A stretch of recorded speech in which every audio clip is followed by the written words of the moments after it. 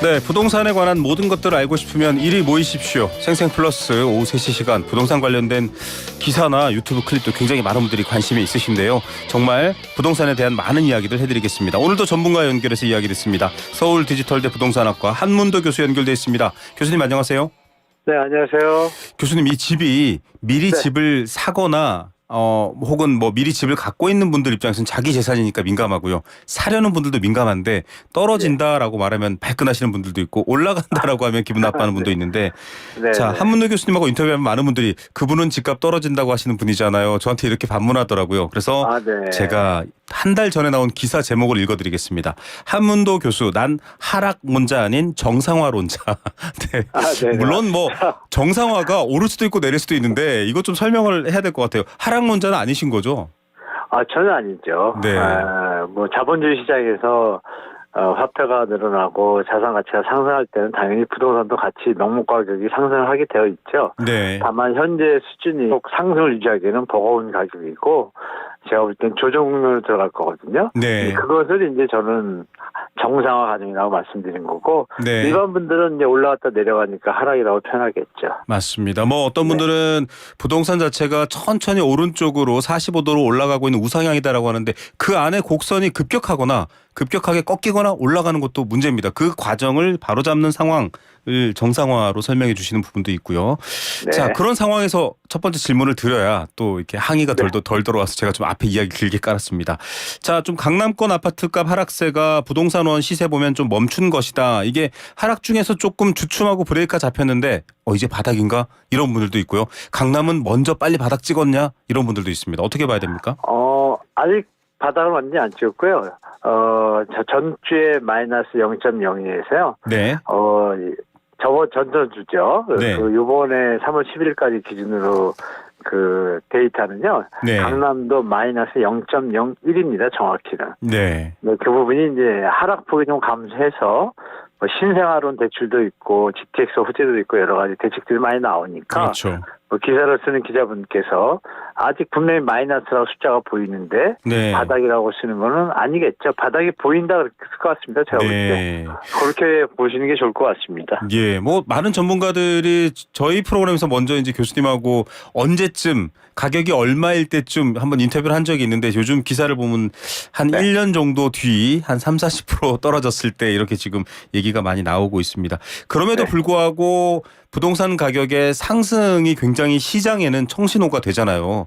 지금 뭐 GTX뿐만 아니라 총선 앞두고도 여러 이야기들 나오고 있는데 어떻습니까? 네. 상승 여력은 어디서 또 발견할 수 있을까요?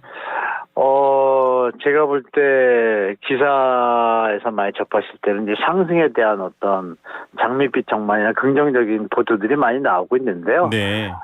우리 청취자분들이 좀 유념하실 게 현재 주택 가격이 과연 정상적인 가격인지 네. 계속 올라갈 것인지 좀 보셔야 되는데 최근에 말씀 주신 대로 GTX 발로 동탄에 네. 주상복합 한 아파트가 22억 뭐 찍었다 그래가지고 네. 언론에 좀 도배가 됐습니다. 네네. 그런데 이제 그 앞에 동탄역을 마주보고 건너편이죠. 네. 똑같은 위치인데 거긴 12억, 13억, 14억 하거든요. 근데 동탄 그 롯데캐슬만 이제 네. 조금 가깝다 보니까 22억, 23억이 한 개가 두 개가 거래가 됐는데 네네. 이게 뭐 여러분 기억나시지만 예전에 낚시성 뭐 거래 있지 않습니까? 계약만 하고 잔금을 안 칠 수도 있잖아요. 네네. 물론 기업이 뭐 이렇게 동탄역에서 가까우니까 서울하고 필요해가지고 뭐 매입할 수 있겠지만 네네. 중요한 것은 그 아파트만 그렇게 나와 있고요. 예. 나머지는 그게 없습니다. 다 14억, 13억 수준이에요. 네. 하나를 가지고. 네, 좀 이상하죠. 그래서 네. 더 중요한 건 그 롯데캐슬에 말씀 주신 22억 거래 가격이요. 네. 전세 가격 수준은 7억입니다. 예. 그러면 이 갭이 너무 크잖아요. 그렇죠. 그러니까 이거 좀 특수 상황인 것 같고 제가 볼 때 이걸 가지고 전체를 갖다 이렇게 상상하고 있다고 보시면 큰일 나시고 대부분의 지역들이 발표가 됐지만 그 현실성이라 그럴까요? 예. 과연 이것이 잘 될 것인가? GTX A도 지금 원래 2022년 3년 개통이었는데 지금 2026년, 7년, 8년으로 좀 늦어졌지 않습니까? 예. 이런 부분들 때문에 지금은 조금 조심스럽게 중장기적으로 GTX 노선에 따라서는 대처하셔야지 급하게 쫓아가시면은 또 영골투나 이런 게 될 수도 있습니다. 예, 지금 사실은 이 동탄 사례는 아직 정확하게 뭐 확인된 바는 없습니다만 네네. 전체 시장 상황이 아니라 소수의 한두 매물을 가지고 지금 기사가 나왔다 이렇게 설명해 주셨고 네네네. 이거 얘기해야 됩니다. 예전에 사실 자전 거래가 많았어요. 자기가 집을 내놓고 맞아요. 높은 예. 값에 사고 잔금 안 치르고 그냥 무산시키고 이러면서 자꾸 실거래만 올렸는데 이거 지금 처벌받잖아요, 법으로. 네네, 맞습니다. 네네. 아직도 좀 이런 방식으로 완전히 이 자전거의 어떤 처벌 대상은 아니더라도 조금 내가 이 값을 얼마나 주고 샀는데 떨어지면 안 되지 이러고 좀 하는 경우도 있는 것 같아요. 이거는 어떻게 보십니까? 지금도 잔재하고 있습니다, 실제로. 뭐, 예전에 이런 사례를 말씀드리면 되겠죠. 그, 전세 가격조차도, 이 전세 가격이 사실은 다운 계약서인데도 불구하고, 네네. 그 계약서를 공인중개사분들이 신고를 안 합니다. 네. 세입자가 신고를 해야 이제 좀 잡히고 그러는데, 네. 이런 좀 시차나 말씀 주신 대로, 예. 이 가격에 대한 데 민감하잖아요, 우리 예. 청취자분들이. 그렇죠. 그 부분이 내려가는 건 기사가 잘 안 나오고, 네.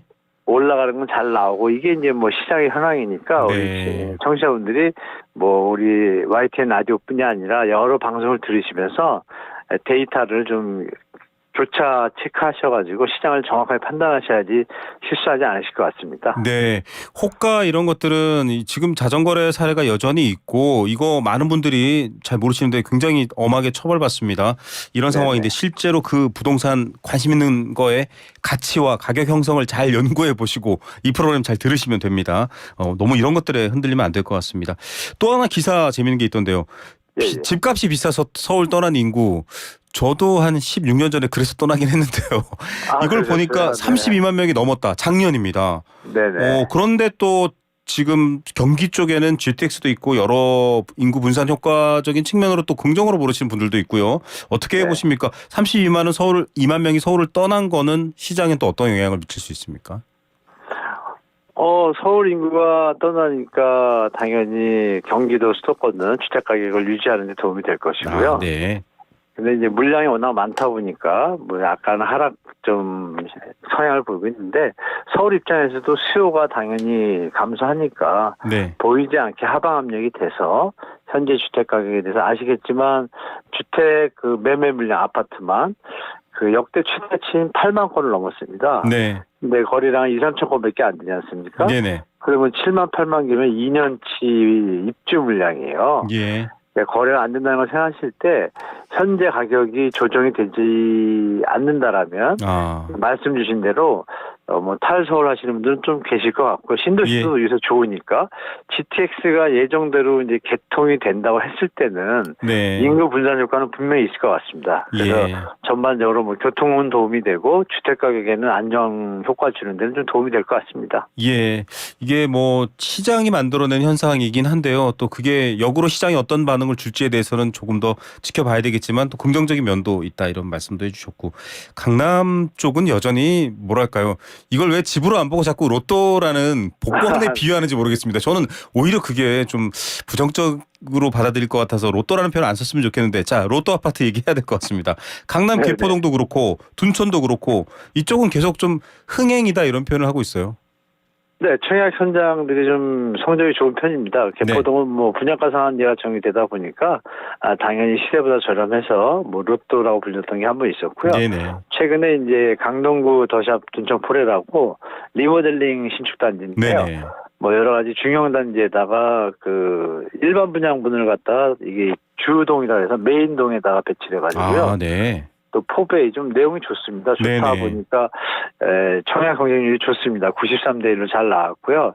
그래서 이렇게 좀 희소성이 있거나 특별히 어떤 가치가 있는 단지들은 네. 혜택을 받는 반면에 여전히 수도권하고 또 지방은 여전히 힘든 상황입니다. 네, 수도권 지방 얘기를 해주셨는데 물론 뭐 여러 가지 상황이 있겠지만 지금 네. 악성 미분양들 지방에 많잖아요. 예. 이것도 나중에 자꾸 문제가 커질 것 같은데 지금 PF 문제도 있고요. 결국은 이거 좀 공적으로 해결해야 된다 이런 주장하신 것 같아요. 어느 분이 하시는지 모르겠는데 네네. 사실 뭐 건설사분들은 그렇게 얘기를 하시고 정부도 뭐 그쪽으로 얘기를 하고 있는데요. 네네. 이 부분에서 최근에 뭐 LH가 뭐 매입을 한다든지 여러 가지 대책들을 정부에서 발표하고 있는데요. 제가 드릴 말씀은 예전에 MB 때는 그 LH가 국민 세금으로 운영되지 않습니까? 네네. 이걸 매입을 할 때 부실 현장은 그 원래 분양가의 70%에 매입을 해줬습니다. 아, 네. 네, 요번 정부는 그걸 좀 투명하게 가이드를 안 던지고 있어요. 네. 그 부분에 대해서는 좀 정부가 좀 잘 처리해 주길 바라고 그런 식으로 저렴하게 사서 공공 매입이나 분양을 저렴하게 한다라면 매수자, 실소자, 무주택자분들한테 도움이 되겠죠. 예. 그렇지 않고 만약에 뭐 90%, 100%에 사가지고 예전에 한번 예. 비판 받았거든요, LH가. 예. 그런 식으로 하는 건 좀 문제가 있을 것 같습니다. 예. 그런데 뭐 지금 정부가 물론 LH가 주도하겠지만 예산이 있을까 걱정입니다. 지금 세금이 없는 상황이어서. 네. 자, 이런 상황도 있고요. 그다음에 총선 얘기 그러면 조금 연결해서 해보겠습니다. 정치권 얘기 네. 나왔으니까요. 총선 때도 부동산 공약들 나와야 되는데 아직 이거 뭐 지금 선수 정해지느라 누가 출마할지 정해지느라 공약이 뭐가 잘 안 나왔습니다. 저희가 앞서 사교육 관련 인터뷰할 때도 정확한 공약이 아직 안 나왔네 이렇게 얘기를 한 상황인데 그린벨트 푸는 거에만 좀 관심이 몰린 것 같고요. 또 뭐 많이들 기억하시겠지만은 서울이 커진다. 혹은 경기도가 서울이 된다. 이 이야기도 좀 살아있는 것 같고요. 총선 부동산 공약 좀 요약해서 여야 어떻게 평가하십니까? 그 여야가 지금 말씀 주신 대로 좀 정신이 없는 것 같습니다. 그 인선 과정 때문에, 그 네. 후보 때문에요.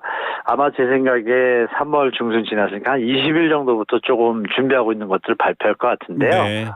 뭐 정부 여당이든 야당이든 되게 고민하고 있는 부분이 이제 공공 분양에 대한 어떤 대책들이 명료하게 없지 않습니까? 네. 발표만 돼 있고 그런 부분으로 이제 좀 민감하지 않은 부분 선에서 부담 안 느끼는 선에서 발표하는 수준이 끝일 것 같습니다. 이번에 네. 어떤 방향성이 정책보다는 약간 뭐 다른 쪽으로 좀 치우치다 보니까 우리 국민들이 바라는 뭐 좋은 부동산 정책을 기대하기는 조금 어려울 것 같습니다. 예, 뭔가 좀 시장에 계신 분들의 생각뿐만 아니라 좀 전체적인 대개가 나와야 되는데 왜냐하면 이게 여야가 좀 같은 목소리가 나왔을 때 기회가 될 것 같은 게 맞습니다. 부동산 대책이 단기적으로 나오잖아요. 집값이 너무 맞습니다. 튀니까 거기에 대한 대책, 너무 식으니까 거기에 대한 대책. 이게 오히려 지금 시장이 어려운 것 같아요. 예, 그 부분에서 우리 국민들은 이미 선진 국민인데, 네. 저 정부 여야 정치하시는 분들이 좀 이 방송을 들어서 네. 잘 했으면 좋겠고요. 네. 다만 이번에 이제 준비하는 것 중에 여당은 굳이 표현을 말씀드리면 이번에 청약제도가 개편됐잖아요. 네. 그 나눔형 선택형 청년 또 신혼부부 특공하고 신생아 특공도 또 추가됐지 않습니까? 네네. 그러니까 이런 부분이 우리 시청자분들이 아마 발표할 것 같거든요. 네. 조만간에 그걸 좀 활용하셔가지고 내 집 마련에 좀 활용하시면 좋을 것 같고요. 아마 야당 쪽에서는 뭐 특별하게 어떤 그 포션을 갖다 새로운 전략을 던지기에는 시장이 이미 어느 정도 대책들이 정리가 돼 있기 때문에 네. 지금 와서 뭐 임대주택을 늘린다 이런 것도 좀 안 맞거든요. 네. 시류가 그런 부분 때문에 제가 볼 때 야당에서는 좀 약간의 뭐 전형적인 모습의 대책이 나오지 않을까 이렇게 보고 있습니다. 네, 지원책, 당근책 뭐 이런 것들이 좀 예상되기도 하고요. 교수님, 그러면 또 끝으로는 PF 대출 얘기 앞서서 언급이 살짝 나왔기 때문에 여쭤봐야 될 것 같은데 네. 이거 지금 금융사들 또 증권사들 굉장히 다 얽혀 있고 문제가 심각하다라는 얘기는 나오고 있는데 그 말만 나왔습니다. 아직 뭔가 안 나온 상황인데 총선 이후에 문제가 될 수 있다고요? 아, 예. 4월 15일이 우리 청취자분 아시는 분도 계시겠지만 법인들 그 감사 보고서 제출 기한입니다. 아, 네. 그러니까 네네. 이번에 건설사들도 예전하고 다르게 좀 촘촘하게 해서 그 감사 보고서를 제출해야 되거든요. 네네. 그러다 보면 이제 약간의 부실 채권이나 이런 부분들이 이제 가셔야 되지 않습니까? 네. 그러면 이제 아마 좀 정리가 되거나 뭐 이런 현장들이 나오고 건설사들도 좀 나올 수 있습니다. 그래서 그분에 대해서는 뭐 언제 터져도 뭐 이상하지 않을 만큼의 상황이니까 네. 크게 충격받으실 거 없고 다만 정부가 최선을 다해서 뭐 LH 매입이라든지 지원책을 많이 쓰고 있으니까 충분히 뭐 대한민국이 감내할 수 있는 수준이라고 생각되기 때문에요. 다만 주택가격 조정에 어떤 트리거는 분명히 될 거다라고 예측하고 시장에 대처하시면 참 좋을 것 같습니다. 예, 주택 가격의 조정에 영향을 미칠 수 있습니다. 부동산 PF 대규모 프로젝트 파이낸싱을 통한 뭐 재개발, 대단히 개발이 어떻게 향배가 결정되는지 좀 뉴스를 귀를 쫑긋 세우고 보셔야 될 것 같습니다. 교수님 오늘 말씀도 감사드립니다. 네, 감사합니다. 네, 서울디지털대 한문도 교수와 함께했습니다.